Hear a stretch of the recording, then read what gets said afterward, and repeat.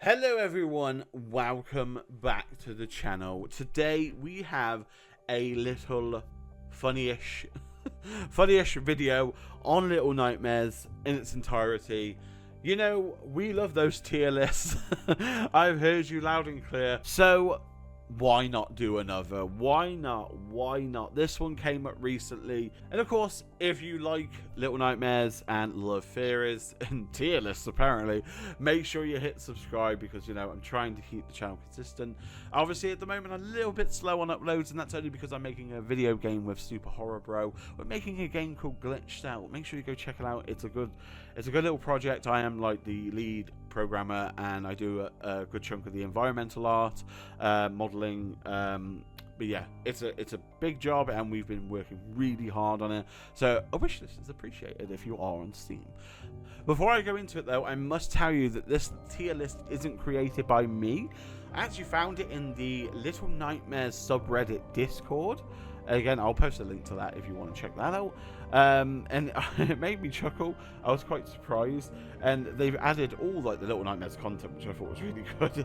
So a big shout out to, I think I might say this wrong, but Garth in the server. I don't actually know the username. I just see the display name, so Garth. They made it. I will, of course, share the link to the poll. I thought it was quite interesting. So here we are. We are making a tier list on Little Nightmares as a franchise, as in like the games, the Sound of Nightmares, the mobile app, the comics, and where we're going with all that. So, where are we starting? Where are we going? Where are we going? I think we should start with the comics. Now, I find the comics to be one of the most underrated piece of art to come out of the Little Nightmares franchise. And for those that don't know, this, you can't see, oh, you can see my mouse cursor. This comic here is episode 1, or chapter 1, or issue 1, and this was issue 2. So, if I remember rightly, I mean, I forgot the janitor in the last tier list, so please don't come at me. But episode or issue 1, if you will, that was dedicated around the tale of the North Wind. And now, if you've been on the channel long enough, you know I have a slight obsession with the North Wind, to the point it was kind of funny at one point. And I think it is an absolute crucial part to start the Little Nightmares story. I think the art style for both of the issues was fantastic. Everything in it felt so on point for the series. I didn't think I'd enjoy it that much, so I weren't a massive issue reader at that point, but I bloody loved it, to the point I had the actual comics here, apart from issue 2, because they didn't make it a physical one of that, I don't believe. Correct me if I'm wrong on that one. But I don't have that one because mine got damaged by water. Yay me. So I might have to buy a hard copy at some point. But for me, episode 1 goes in the B. It goes in the B. Look, listen. It's a comic. It's not my main source of entertainment intake. But I reserve the A&S for the content I intake regularly, whereas the comics, you sort of a few reads and you're done type deal. But I would put them both in the same character. Now, in the terms of comics, let's go for the digital comics. Now, the digital comics, I think, were a bit of a hidden gem. Because, again, I mean, we spoke about it recently on a recent video if you've seen it. But I believe the comics, or the digital comics, were going to be a lead up for Little Nightmares 2's DLCs. And I believed we were seeing the prequel to what we would have been playing in Little Nightmares 2. And for that reason, it will be an A. But we didn't get those DLCs, did we? No, we didn't. We did not get them.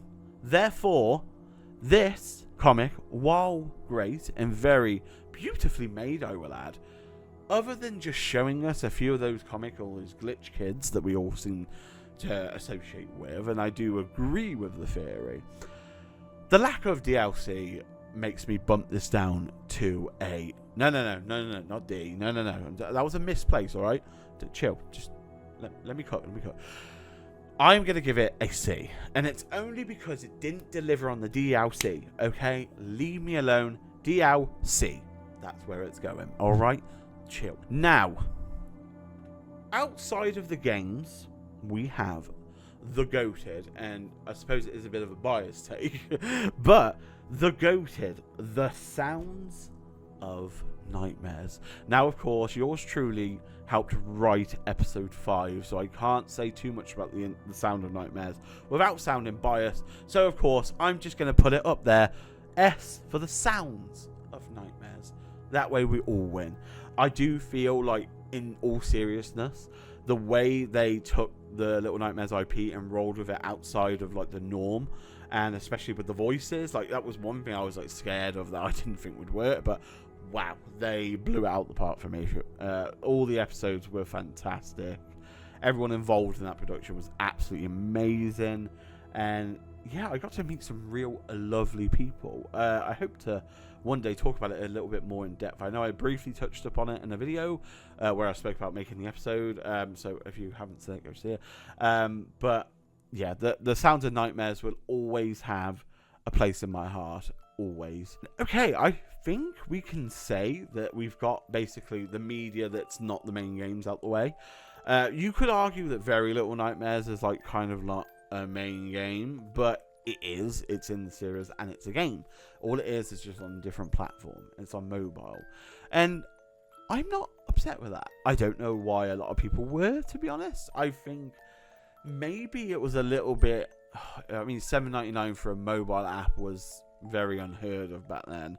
I mean, maybe today it's the same. I mean, I personally have paid it twice for Very Little Nightmares because of different accounts. But this is coming from the guy that bought the Identity 5 or V, whatever you call it, skin Little Nightmares pack for £30 just to play the bloody game once. So don't listen to me. But I think the Very Little Nightmares, if it was ever ported to a PC, which I think it could easily be, it's a one input system. It's made in Unity, switch up systems, use a mouse click, job done. But I think if this was ever ported to PC, I think a lot more people would play it. Now, I've got to admit, torn between, if there was a section between A and B, I'd put it right smack bang in the middle, right here, just literally in there. But I think because of the fact it was a proper experience, I got to play a good few times, and it was on mobile, and the Pretender, the Butler, and the Craftsman were all unique characters. I thought, and I think it goes into A. All right, hear me out. Yeah, I think it goes in A. I think it's a little gem. If you haven't played it, I suggest it. If you don't like the price of it, I believe it's on like the Game Pass equivalent of the Android Studio or the iPhone. I don't know per se, but I would say if you enjoy Little Nightmares like as much as you're enjoying Little Nightmares 1, 2, and DLCs, all that jazz, play it. Play it. I promise you won't be upset. I think it was a great little game, especially for just the one input as well. I think that's something else to point out. The puzzles in there were actually very well crafted. I thought they tailored really well to the mobile translation. Like, I thought it was really good. So we'll start from Little Nightmares 1 and we'll work our way up to Little Nightmares 3. So what we saying for Little Nightmares 1?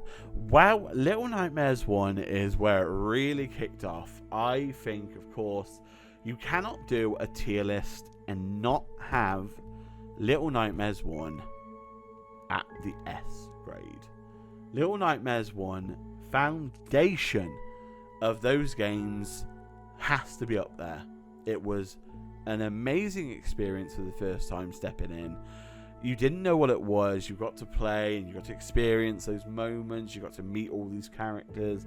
You got to find Six in his story.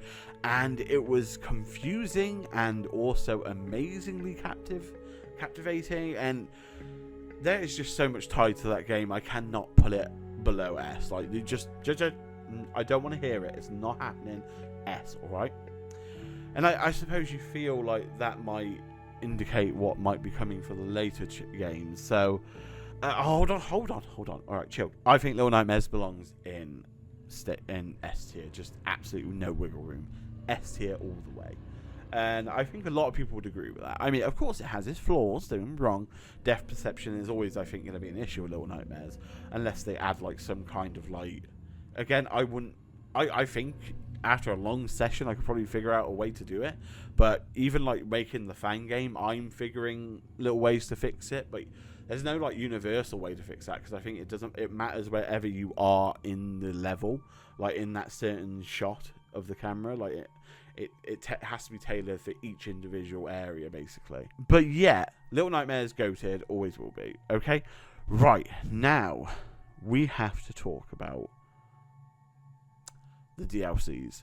Now I'm gonna really annoy some of you with this DLC list.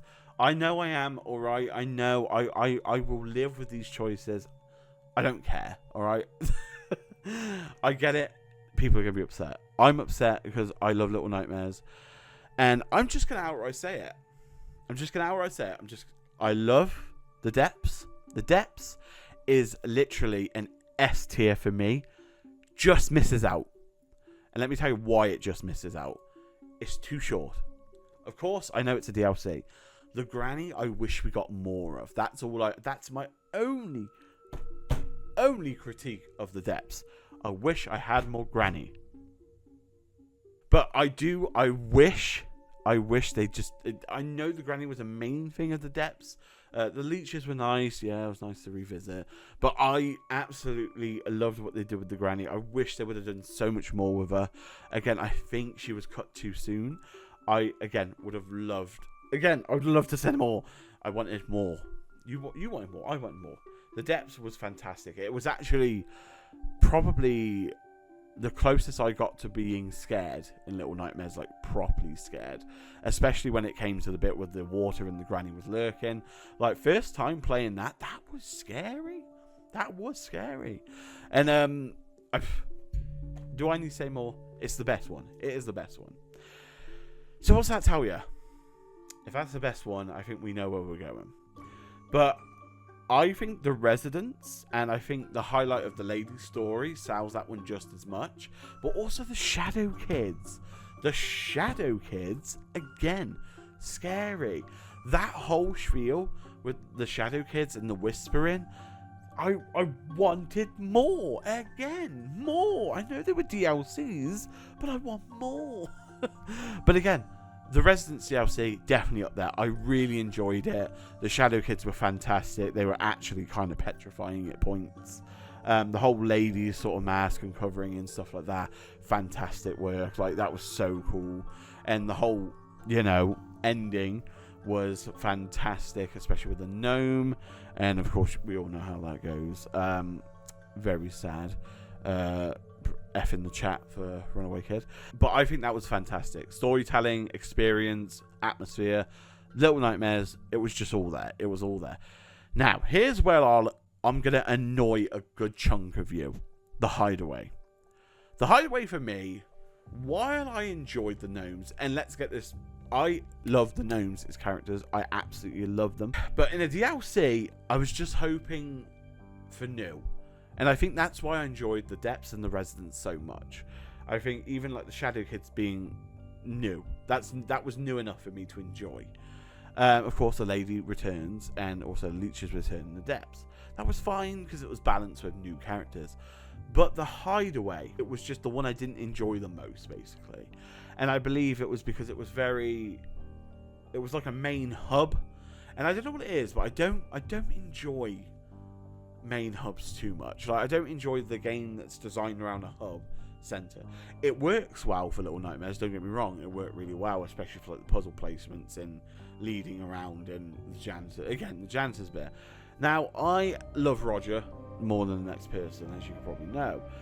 But I think in a DLC we needed new characters. We saw the gnomes and then we saw Roger again. Again, the setting was great. It was creepy and I loved that. But I would have just loved more. Again, the highlight of the gnome stories was well done. That was like the best part of it all. But I feel like if we had like an extra monster in there or like an extra resident, it would have been great. But with that in mind, I'm going to have to put Hideaway in the C category. I know. Please don't bully me in the comments, okay? I know, it's blasphemy. I know, alright? Out of all the DLCs, Hideaway is the one I kind of just have to play to get through to the next one. And I don't know, I still enjoyed it, don't get me wrong.